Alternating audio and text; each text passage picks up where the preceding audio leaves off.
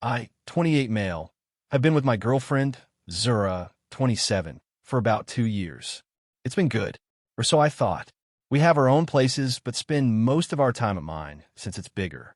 She's vibrant, fun, the kind of person who makes you feel like the center of the universe. Lately, though, things have been a bit strained. She lost her part-time gig as a graphic designer a couple of months back, and finding new freelance work has been tough. I get it, the market is brutal. I've been helping out where I can, covering most of her dates, buying her groceries sometimes. I didn't mind. I love her, and you help the people you love. 2 weeks ago, things took a nosedive. I get a frantic call from her around 10 p.m. on a Tuesday. She's sobbing, barely coherent. All I can make out is mugged, everything's gone, and my bag. I dropped everything and drove to her place. I found her on her sofa, wrapped in a blanket, looking absolutely wrecked. Her eyes were red and swollen, and she was shaking. She told me she was walking home from the corner store when a guy on a bike snatched her purse and just vanished into the night. Her phone, wallet, keys, everything. She had to buzz a neighbor to even get into her building. It was awful. I held her, told her we'd figure out that the important thing was she was safe. We filed a police report the next day, though the cops weren't optimistic. A quick snatch and grab like that is almost impossible to solve. The real crisis hit a few days later. Rent was due. Her share is about $1,200. With her wallet gone, her debit cards, her ID needed for the bank, she was screwed. She broke down, talking about getting evicted, how she had no one else to ask. Her parents aren't in the picture, and her friends are all struggling artists like her. The look on her face, pure despair. So, I did what I thought any decent partner would do. I told her not to worry. I transferred the $1,200 directly to her landlord's portal. I also gave her $300 in cash for immediate expenses and helped her start the process of replacing all her cards and ID. She cried with relief, called me her hero, her savior. It felt good to be that for her. But a tiny, ugly little worm of doubt started wiggling in my brain. It was one little detail. She said the mugger took her bag, which had everything in it. But when I got to her apartment that night, her apartment keys were on the little hook by the door where she always keeps them. I asked her about it, and she got flustered for a second. Oh, right. I must have had them in my jacket pocket. Thank God, right? I was so panicked I forgot. It was a plausible explanation, but felt off. It stuck with me. I'm not a jealous guy. I've never snooped. But this feeling wouldn't go away. So, I did something I feel kind of greasy about. I bought a small, discreet security camera, one of those little Wise Cube ones, and set it up in my living room, pointing towards the couch in the main area. My justification was simple. My apartment, my rules. Plus, if someone did break in, I'd have it on video. But really, I just needed to know if my go was playing tricks on me. Zara's been staying with me mostly since the mugging, so it was the perfect test. I told her I had to go into the office for a full day on Friday, a rare occurrence since I mostly work from home. I left, circled the block, and sat in a coffee shop with a live feed open on my phone.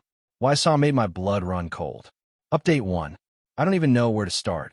My hands are still shaking a little as I type this. So Friday.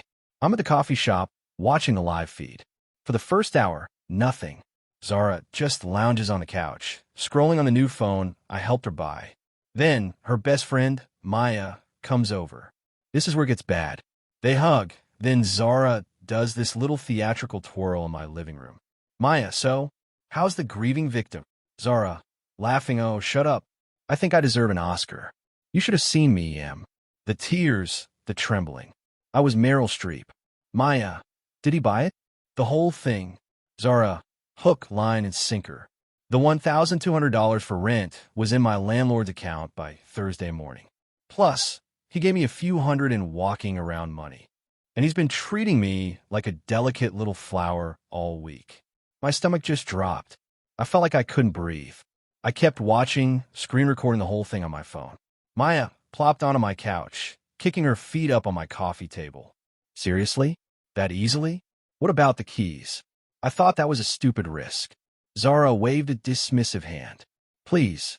Leo's so head over heels he'd believe me if I told him the sky was green. I just said they were in my pocket. He went, oh, okay, honey, and started making me tea. He's predictable. Predictable. That word echoed in my head. They spent the next 20 minutes mocking me, mocking how I fussed over her, how I kept asking if she was okay. They laughed about how I earnestly told her material things can be replaced. Zara did a horrible, high-pitched impersonation of my voice that made my skin crawl. Then Maya asked the question, "So what's the plan now? You can't play the mugging card again." Zara, nah. I'm thinking next month I'll have a family emergency. My estranged cousin in who knows where suddenly needs life-saving surgery, and I'm the only one with a rare blood type and a secret savings account that almost covers it. They both howled with laughter. I switched off the feed. I just sat there in the coffee shop, my latte completely forgotten.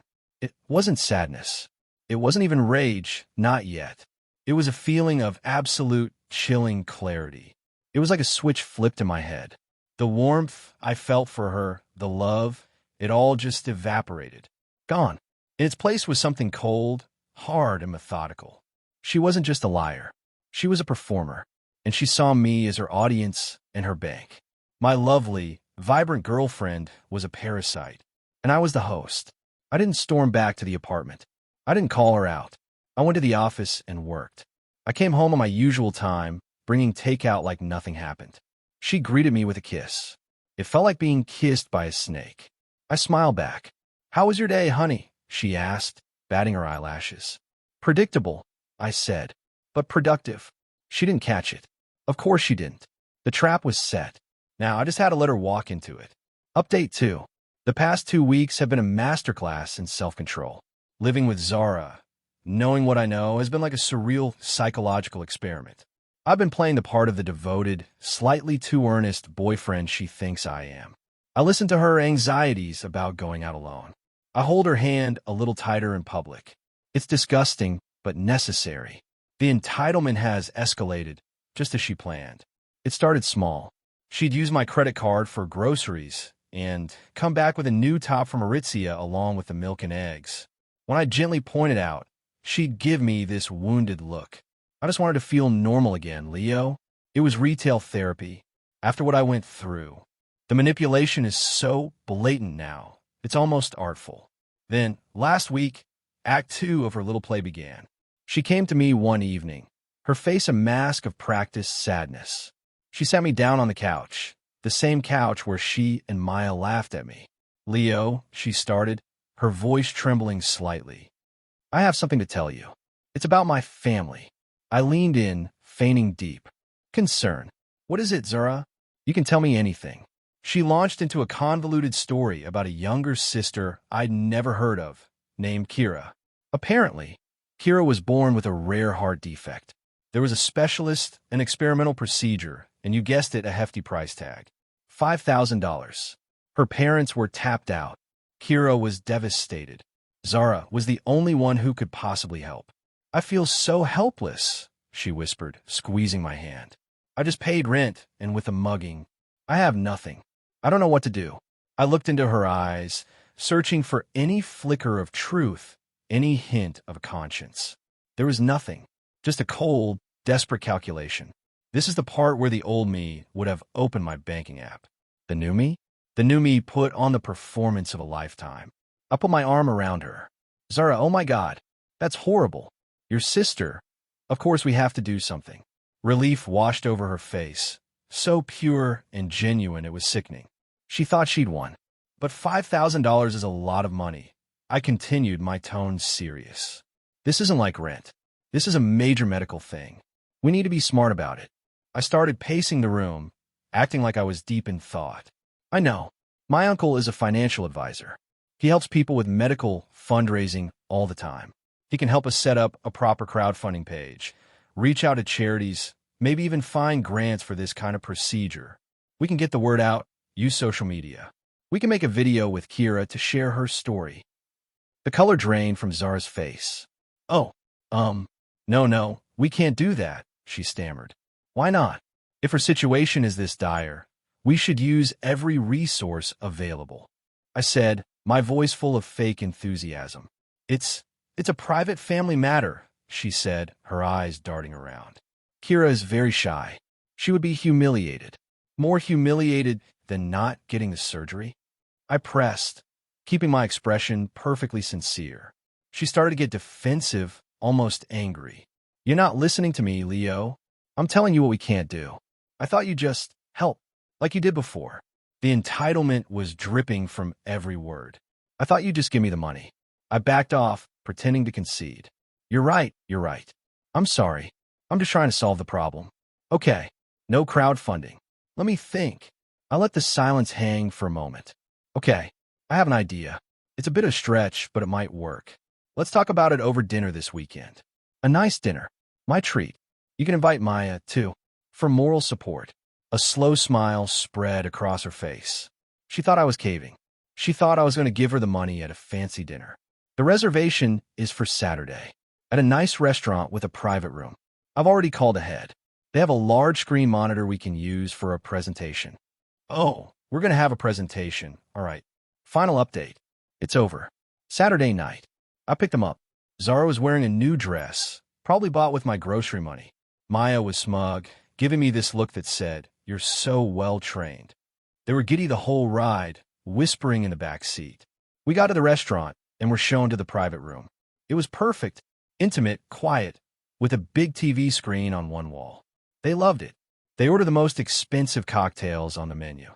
I let them chat for a bit, building their confidence. Then, I clear my throat. "So, about Kira." Zara immediately put on her somber face. "Yes. Thank you for doing this, Leo. It means the world." "Of course," I said, my voice calm and even. "I did a lot of thinking and a lot of research, and I realized this situation is more complex than I thought. So I put together a little something to show you my plan." I pulled out my phone and a small HDMI adapter. Their eyes lit up. They thought I was about to show them a bank transfer confirmation. I connected my phone to the big screen. The screen flickered to life. It wasn't a banking app. It was my living room. And there they were. Zara, Maya, on my couch. The audio was crystal clear. I think I deserve an Oscar. You should have seen me, Em. The tears, they get trembling. I was Meryl Streep. Zara's face went white. Maya froze with her cocktail glass halfway to her lips. They stared at the screen in pure, abject horror. I didn't stop it. I let the entire 20-minute clip play. Every single second of it. Their laughter. Their mockery. The impersonation of my voice. The detailed planning of the Six Sister scam. The room was utterly silent except for their recorded voices gleefully detailing their fraud. When the video ended and the screen went black, the silence was deafening. Zara was the first to speak, her voice a strangled whisper. You recorded me? In your own home. I recorded a conversation that happened to take place in my home. I corrected her, my voice like ice. A conversation about committing fraud. Against me. Maya found her voice next, and it was full of venom. This is illegal. You can't do this. This is an invasion of privacy. Is it as illegal as filing a false police report? I countered, or attempting to defraud someone of $5,000. I wonder what the police would think about that particular detail. I still have the original case number for the mugging. That shut her up. Zara just started to cry. But these weren't the Oscar-worthy tears from the mugging. These were the ugly, desperate tears of someone who'd been caught. Leo, please, she sobbed. I was desperate. I didn't know what else to do. You could have not lied, I said flatly. You could have been an adult. You chose to be a con artist. And you chose to mock the person who was trying to help you. I stood up. I took out my wallet, but not to give them money. I placed a $100 bill on the table. This should cover your Uber home. I've already paid for the dinner and your drinks. I walked to the door of the private room. Zara, I want a key. And I want all your things out of my apartment by noon tomorrow. If they're not, I'll have them packed in boxes and left on the curb. If you contact me again, for any reason other than to arrange a time to get your stuff with a police escort present, I will take this video. I held up my phone, and the police report you filed, and I will go to the station myself. We are done. The look on her face wasn't remorse. It was pure, unadulterated fury. The mask was completely gone. She was staring at me with sheer hatred. That was the real her, not the fun, vibrant girl, the calculating, entitled thief. I walked out of the restaurant and didn't look back. The aftermath has been quiet. She got her stuff the next day. Her brother came, a guy I'd met once.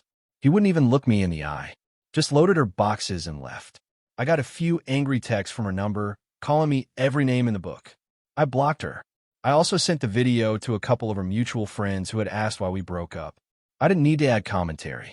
The video spoke for itself. From what I hear, Zara and Maya have been completely cut out of our old friend group. Word travels fast. I'm out about $1,500. I'll never see that money again, and I don't care.